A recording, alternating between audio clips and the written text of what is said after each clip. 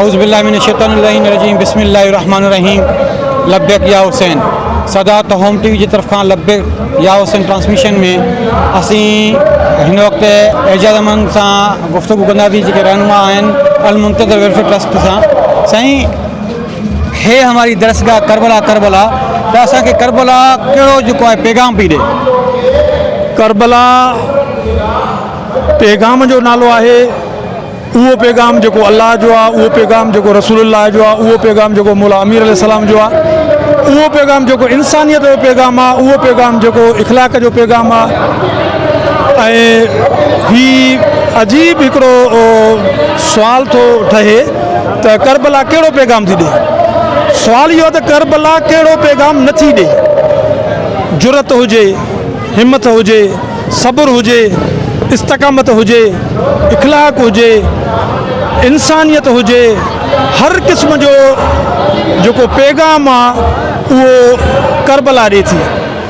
तंहिंजे करे ई इहो जेको स्लोगन आहे अवां जो करबला है हमारी सरगाह त करबला करबला, इहे उन जी जेका तालीमात आहे उन मां मुतासिर थी उन जे हक़ बजानिब न इहो ठाहियो वियो आहे। हर उहो पैगाम जेको इंसानियत जो आहे, इख़लाक़ जो आहे, दीन जो आहे, उहो करबला ॾे थी। अच्छा साईं, मौला हुसैन अलैहिस्सलाम जे लाज़वाल क़ुर्बानी खे अव्हां कीअं पिया ॾिसो? मौला हुसैन अलैहिस्सलाम नालो मौला हुसैन अलैहिस्सलाम ॾिठो वञे त हिकु मुजाहिद इस्लाम, मुजाहिद जंहिंजो जेको लफ़्ज़ मुजाहिद आहे उन जी जेकॾहिं का डेफिनेशन आहे त उहा हुसैन आहे। जेको बि ॿियो शख़्स जेकॾहिं इन मुजाहिद पंहिंजो पाण खे छॾाए थो त उनखे शर्म अचणु खपे। उहो हुसैन खे फॉलो करण खां सवाइ मुजाहिदियत थी ई नथी सघे। हिते माण्हुनि खे इंसानियत खे ठगण जे लाइ अहिड़े क़िस्म जा लोगा माण्हुनि दहशतगर्दनि पंहिंजो पाण खे मुजाहिद छॾाइणु शुरू कयो आहे। के मुजाहिद अफ़गानिस्तान थी विया आहिनि, के मुजाहिद कश्मीर थी विया आहिनि, के मुजाहिद जेको आहे सो यमन थी विया आहिनि।